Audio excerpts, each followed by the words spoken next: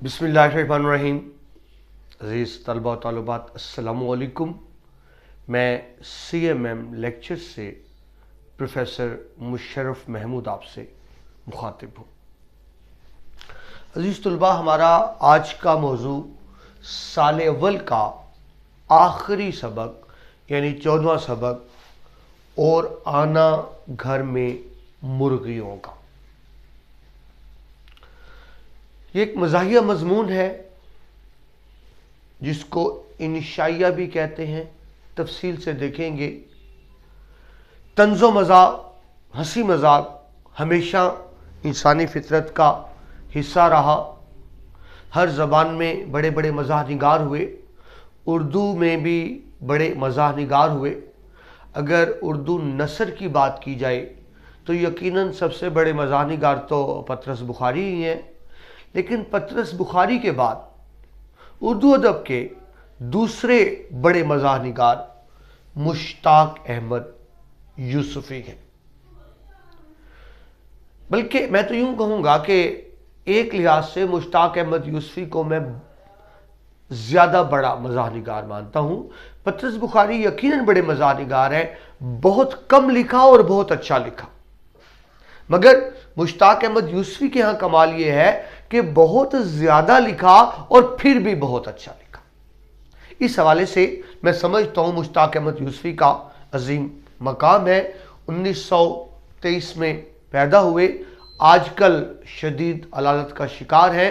अल्लाह पाक उनको लंबी सेहत और लंबी उम्र अता फरमाए, आमीन सुम्मा आमीन। अज़ीज़ तलबा, हम आज जो ये मज़मून पढ़ रहे हैं ये आपकी किताब चिराग तले से लिया गया है। आपका मुख्तसर सा तारुफ हो जाए। अभी आपको बताया पतरस बुखारी के बाद अजीम तरीन मज़ाह निगार हैं। इन्हें उर्दू के संजीदा नसरी मज़ाह निगार कहा जाता है। उर्दू के संजीदा मसरी निगार है, यानी बहुत संजीदा होकर मज़ाह करते हैं।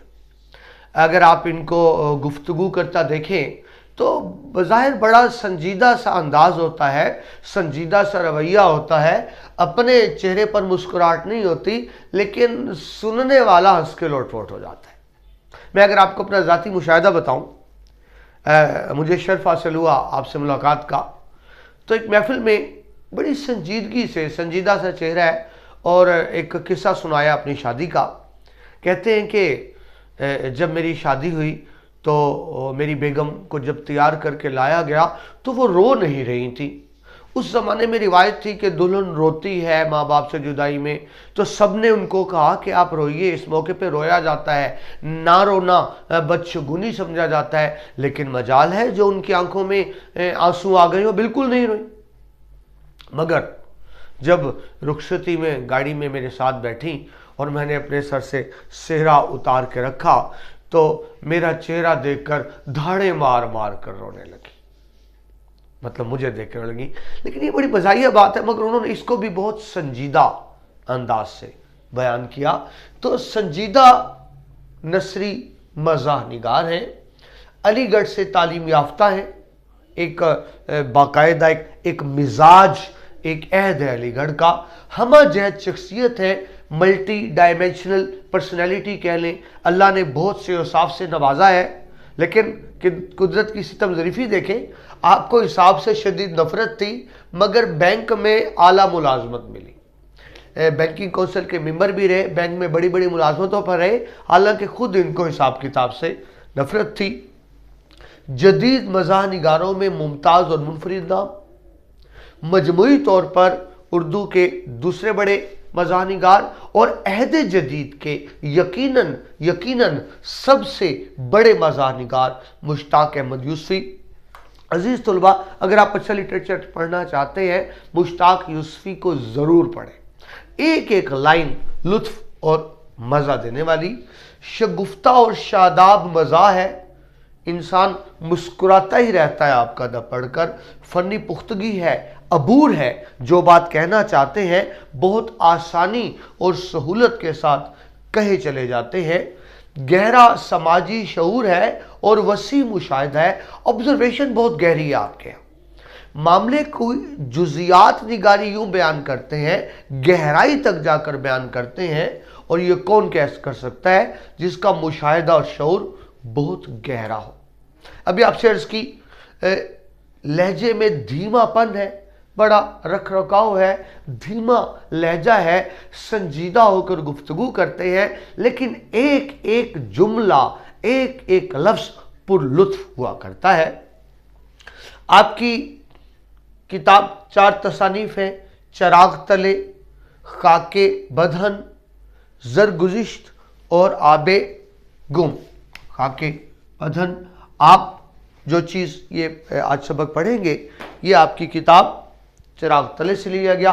میں اگر آپ کو دکھا دوں ان کی 4 کتابوں کو اس شکل میں، جس کا نام مجموعہ ہے، مشتاق احمد یوسفی کا، اس شکل میں بیان کیا گیا، تو آپ دیکھیں اس میں 4 کتابیں ہیں: چراغ تلے، خاک بدہن، زرگزشت اور آب گم۔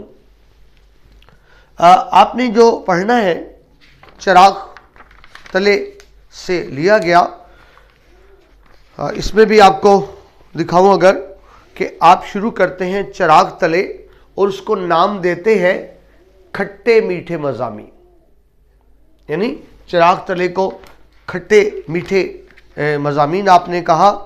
اس کے اندر کل چراغ تلے میں، اور میں آپ سے بیان کروں تو کل 13 مضامین ہیں، کل 13 مضامین ہیں، جن میں سے 8واں مضمون آپ نے پڑھنا ہے، اور آنا گھر میں مرغیوں کا۔ مشتاق یوسفی عہد جدید کی ایک عظیم قداور شخصیت، میں اگر ان کے بارے میں آپ کو کتاب کی پشت پر کچھ ریمارکس دیے گئے ہیں، ان کے بارے میں مشہور جملہ ڈاکٹر ظہیر فتح پوری کہتے ہیں: ہم اردو مزاح کے عہد یوسفی میں جی رہے ہیں۔ ہم اردو مزاح کے عہد یوسفی میں جی رہے ہیں۔ اور ابن انشا کہتے ہیں اگر مزاحی ادب کے موجودہ دور کو ہم کسی نام سے منسوب کر سکتے ہیں تو وہ نام یوسفی کا ہی ہے۔ تو آپ کو بتانا مقصد تھا، یہ کتاب بیٹا پڑھنے سے تعلق رکھتی ہے، اس کتاب کو ضرور مطالعہ کیجیے گا۔ اب آئیے، یہ مضمون کیا ہے؟ یہ دراصل ایک انشائیہ ہے۔ انشائیہ کیا ہوتا ہے پہلے یہ سمجھ لیجئے۔